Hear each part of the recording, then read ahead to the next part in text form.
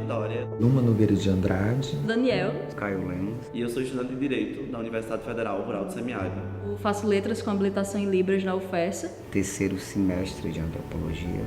A única professora, doutora, travesti, concursada em uma universidade federal.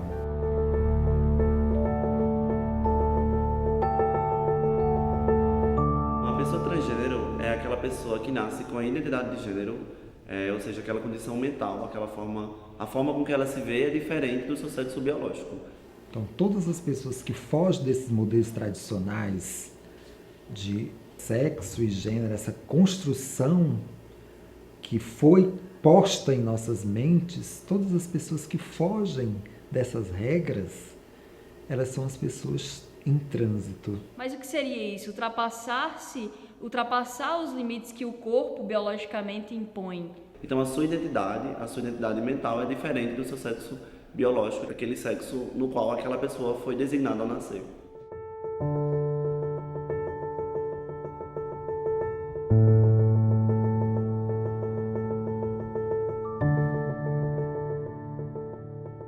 Luma surge exatamente no interior do estado do Ceará, né? Uma pessoa, filha de agricultores analfabetos, né? Que enfrentou todas as dificuldades da vida para poder ter acesso à escola, mas porque eu desejava ter a escola, porque eu via a escola como o único lugar que eu poderia conquistar um espaço melhor para a minha família. Pensava de uma forma diferente, né? Para além dos marcadores sociais, né? Que é a questão do não, eu gosto de brincar com bola, com boneca, etc. Para além desses marcadores, né? Eu me via muito não fazendo parte das meninas. Eu não me sentia uma das meninas, né? Porque fui designada mulher ao nascer, mas eu não me sentia fazendo parte. Era como se eu sempre estivesse ali como um intruso. Desde a infância eu percebi que eu nunca me encaixei em nada. Eu acho que os grupos de amigos aos quais eu tentava fazer parte não me entendiam e eu também não conseguia me sentir plenamente parte daquilo. Porque desde muito nova eu não me compreendia enquanto menino, mas eu também não tinha consciência que era menina. Então eu sabia que era diferente, que de fato não me encaixava, mas eu não sabia o real motivo daquilo. As crianças, elas não conseguem dar conta disso, porque elas não compreendem o que os adultos compreendem. Elas não nascem com essas malícias de dizer isso é de determinada pessoa, isso é de outro tipo de pessoa, isso pode, isso não pode. Eu passei por processos de bullying, né? Eu acho que todas as crianças LGBT sofrem esse processo de bullying e as pessoas trans é um pouco intensificado isso. Quando eu nasci, eu não entendia essas diferenças. Eu era a diferença, mas eu não entendia. Eu sabia que as pessoas percebiam algo diferente em mim, me puniam, mas eu não sabia, eu não entendia por quê. Né? A ponto de eu ser espancado na hora do intervalo, e quando chego na sala de aula, que a professora fica sabendo, ela pega simplesmente, olha para mim e diz, bem feito, quem manda você ser assim? Mas eu não sabia o quê, eu não entendia o quê.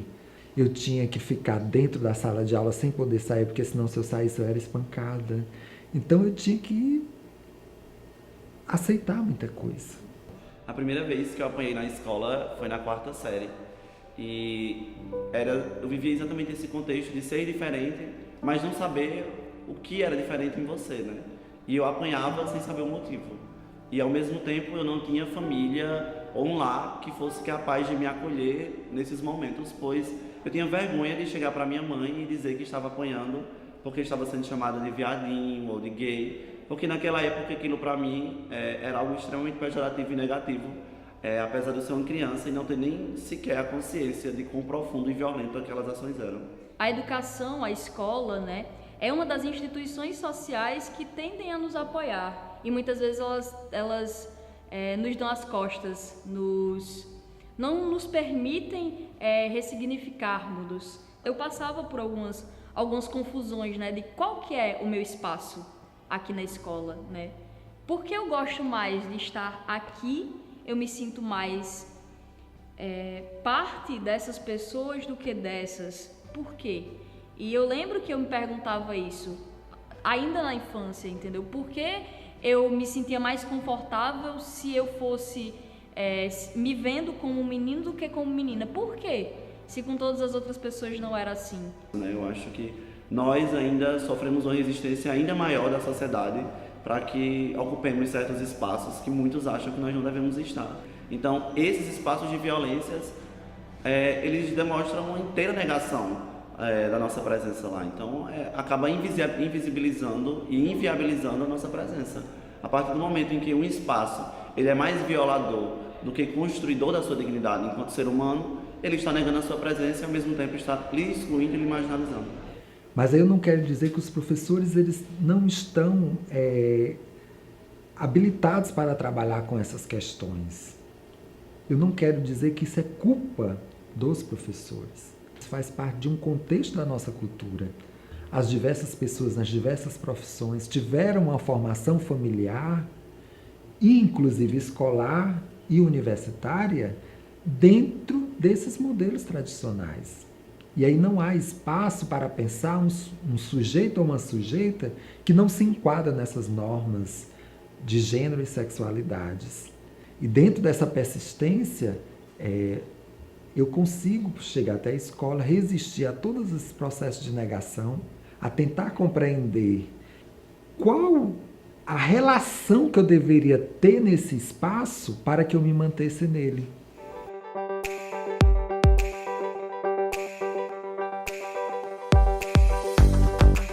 Foi um processo conturbado, né? Eu acho que a palavra é essa, conturbada.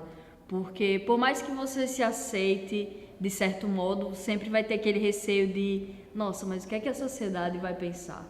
Eu resisti até o final de 2014 para, de fato, me assumir ou me entender ou externalizar essa transexualidade, pois era algo que me dava muito medo.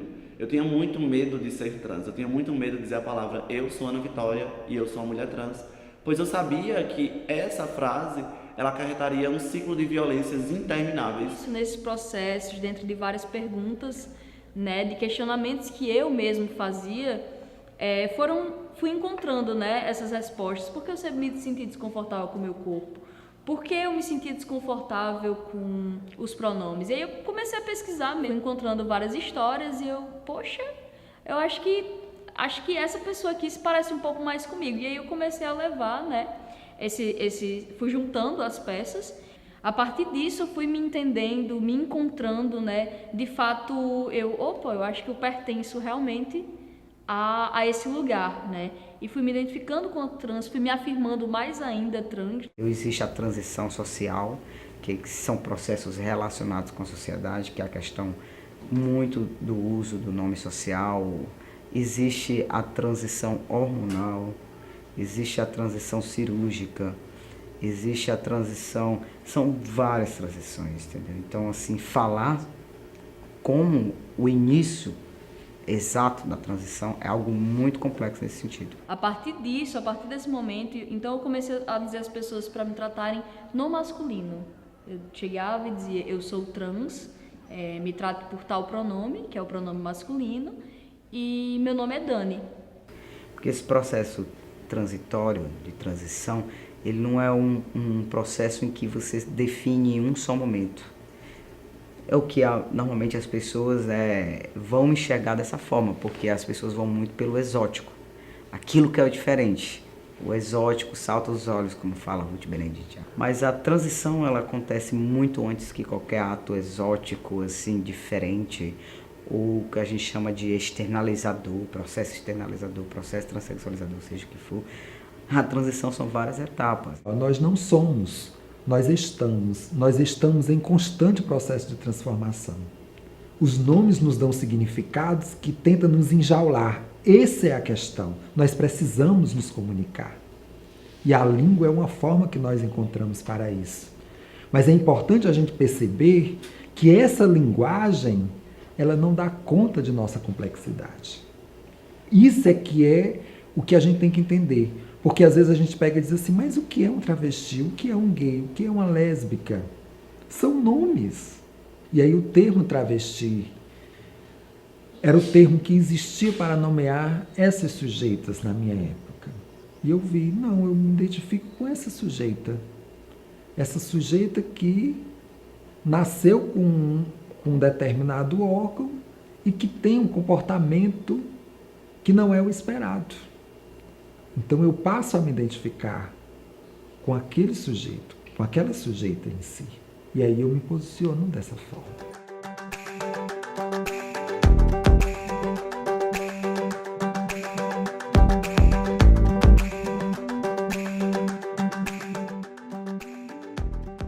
Poucos transgêneros conseguem chegar à universidade ou ter acesso à educação.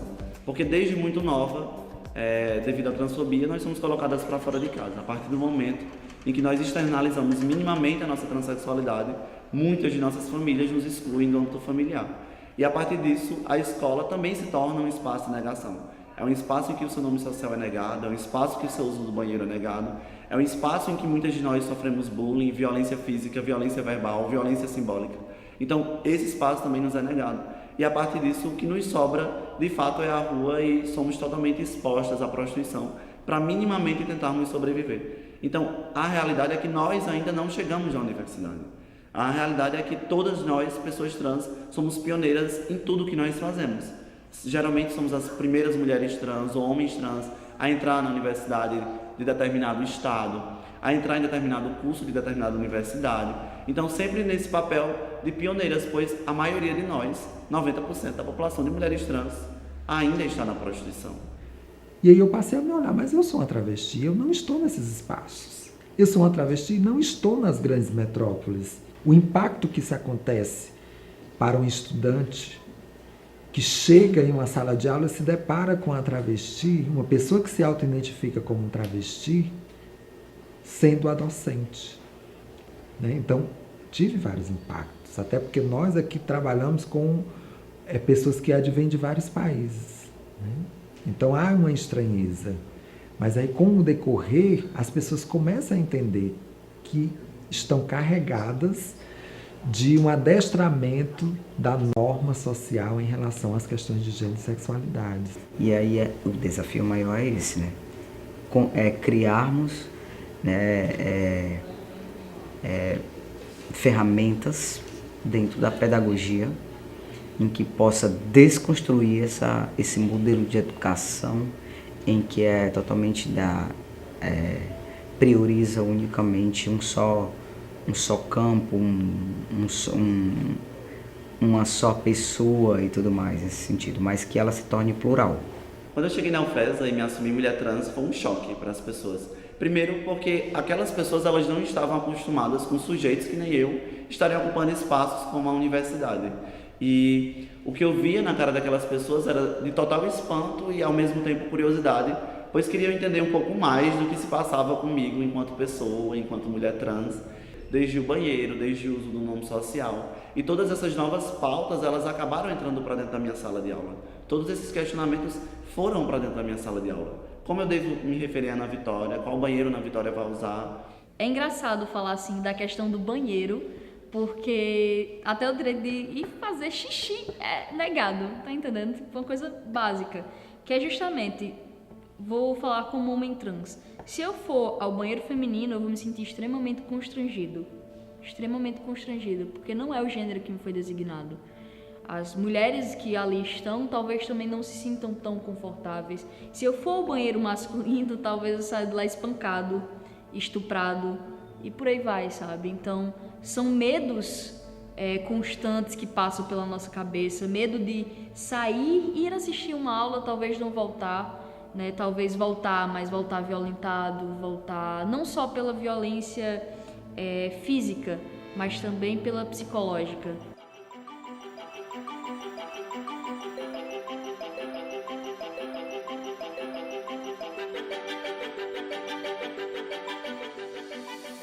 Eu chego na universidade, passo no concurso em 2013 para a Unilab, foi uma repercussão internacional, porque foi a primeira que conseguiu esse feito. E eu chego na universidade e me deparo também como docente dentro desse campo de enfrentamento dessas questões. Não é uma paz. As pessoas podem achar, ela é uma travesti que agora é professora universitária, né? Está no conforto, ela não sofre preconceito. Que nada. Sofro sim. E eu percebi isso ainda mais forte logo nos primeiros momentos de chegada na universidade. E aí, Não foi só na universidade que hoje eu sou docente. Até em outras universidades onde eu vou, existe isso. Por quê? Porque é uma construção da nossa sociedade. Eu já expliquei isso. Não é?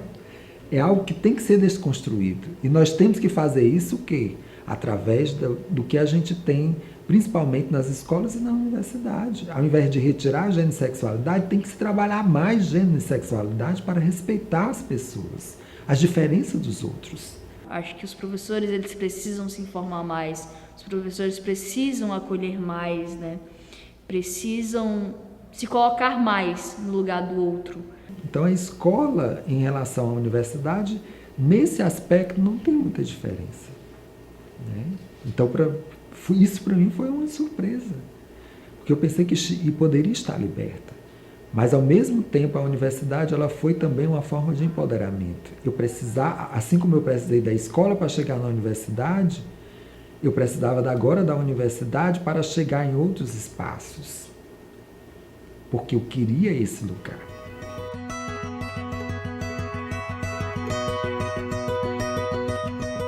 Não é um objetivo nosso apenas chegar na universidade ou chegar à educação, mas permanecer na universidade, permanecer na educação é outro desafio muito difícil. Eu acho que enquanto nós não tivermos a maturidade, a honestidade intelectual e tivermos a sensibilidade de debater gênero nas escolas, a gente nunca vai conseguir construir uma educação que esteja preparada para receber não só os transgêneros, mas toda a subjetividade humana.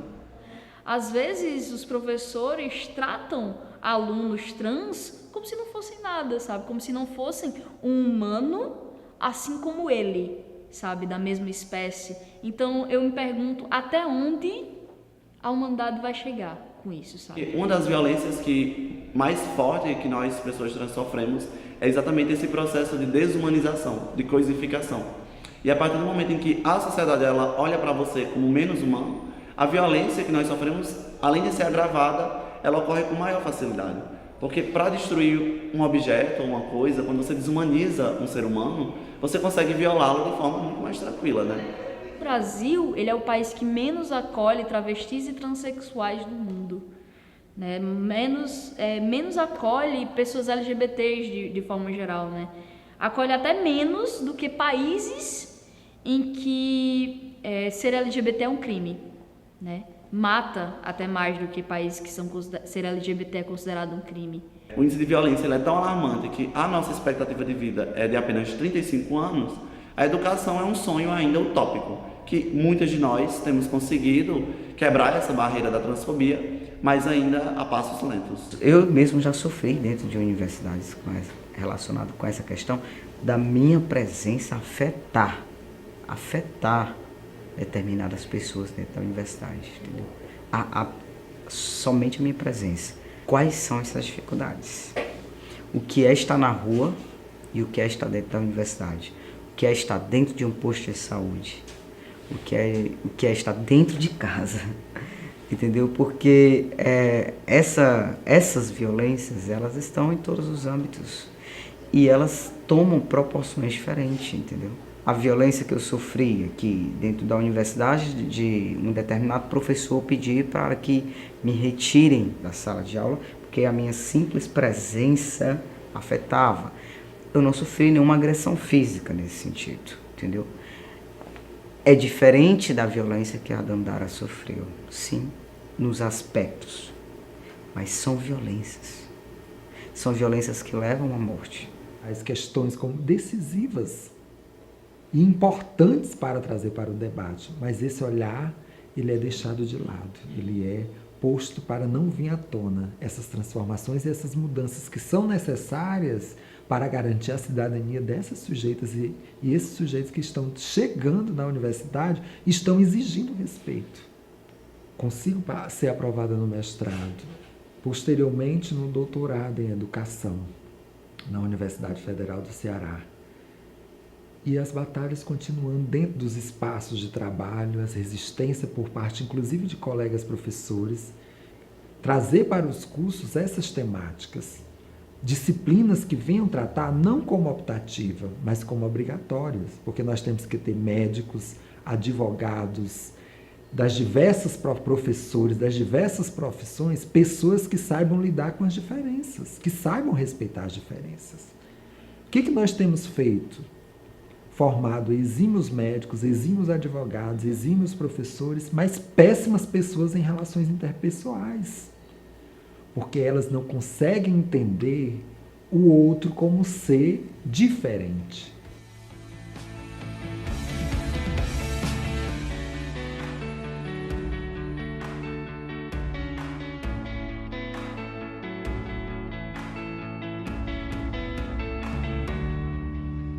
Cada vez que eu vejo mais trans no ensino superior, eu consigo enxergar ali profissionais que estarão ocupando diversas áreas, né? Quero fazer mestrado em Direitos Humanos quando concluir o meu curso e quero ingressar nessa área acadêmica exatamente por acreditar nesse papel tão empoderador e forte que a educação tem. Eu quero poder acrescentar um pouco mais a educação dentro das universidades.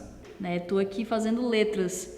Então eu sairei daqui também não só com um diploma na minha mão, não só com cumpri aqui minha tarefa na educação, não. Eu vou sair da educação e volto para a educação, porque eu vou voltar para a sala de aula. Então o tempo todo a gente está produzindo dentro daquilo que a gente faz transformações.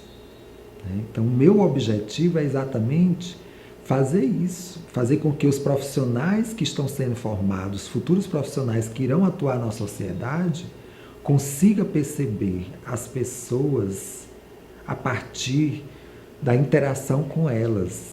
Pode-se dizer que é um grande potencial ter pessoas trans dentro da educação formadas, formando, doutores, doutoras, entende? Para que essa construção se fortaleça cada vez mais. As pessoas perceberem que a gente não está mais ali naquela margem que nos colocaram, mas sim estamos ocupando lugares de respeito, né, dito socialmente. Paramos assim para pensar o que de fato nós sonhamos, né? No mundo ideal, o que nós gostaríamos de ser? A gente gostaria de ser tanta coisa. E eu acho que, antes de tudo, nós gostaríamos de ser vistas como humanas. Sem dúvida, ser visto como ser humano é o mínimo que a gente sonha. E é algo que a gente ainda não tem. Então talvez um dos sonhos é que essa sociedade nos veja enquanto seres humanos e ao mesmo tempo que a população trans ela se empodere da transexualidade, ela se empodere do movimento LGBT, ela se empodere dessa luta, pois só através desse empoderamento de fato a gente vai poder fazer alguma modificação social. Eu espero que todo mundo, né, não só as pessoas que têm uma escolaridade mais alta ou alguém que chegou em um nível mais elevado, possa ser respeitado, possa ser amparado, possa ser compreendido, possa ser compreendida também, possa ser, enfim, não ter seus direitos básicos negados, né? É ter a capacidade e ter a coragem de enfrentar o mundo inteiro quando ele diz não e reivindicar aquela subjetividade como sua e fazer com que as pessoas elas não tenham escolha em cima da sua subjetividade. A verdade é que nós podemos ser tudo o que nós queremos ser. Então nós precisamos quebrar com essas amarras burocráticas, essas amarras culturais, tradicionais, que não dá conta mais da nossa realidade, e olhar para o outro e ver ele, e aceitar ele, e tratar esse sujeito ou essa sujeita da forma como deseja. Então vamos perguntar ao outro como é que ele gosta de ser. Não importa o nome, se é travesti, se é bi, se é tri, se é lésbica, não importa. O que nome, que caixinha as pessoas irão se enquadrar. O que me importa é que você se sinta bem. O que me importa é que a forma como eu te trate te proporcione o prazer que você deseja. Que eu te trate como você quer. Que a gente pode deixar de ter oportunidades de desenvolvimento por conta do preconceito, de não aceitar outros olhares, de outras possibilidades, de outras visões de mundo.